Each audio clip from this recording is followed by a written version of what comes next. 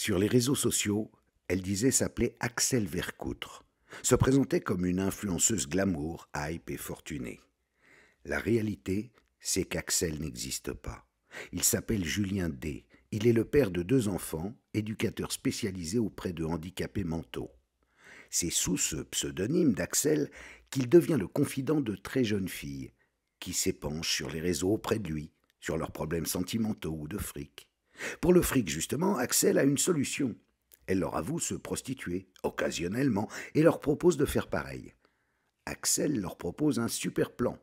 3 000 € pour aller passer une soirée avec un client qu'elle connaît bien sur Reims. Elle commence par refuser, mais Axel insiste, déploie des trésors de persuasion et obtient gain de cause. Elles seront 10 à faire le voyage jusqu'à Reims, à leurs frais, à retenir une chambre d'hôtel, toujours à leurs frais, et à assouvir les pulsions du client, qui évidemment n'est autre que Julien D. Elles sont violées et bien entendu ne voient jamais la couleur de l'argent promis. Et après, auprès de qui vont-elles se plaindre de leur malheureuse aventure survenue à Reims? Auprès de Julien D, alias Axel. Mais pourquoi les a-t-il envoyées ainsi, chez un client aussi violent? Voyons. Axel ne savait pas, elle ne pouvait pas imaginer.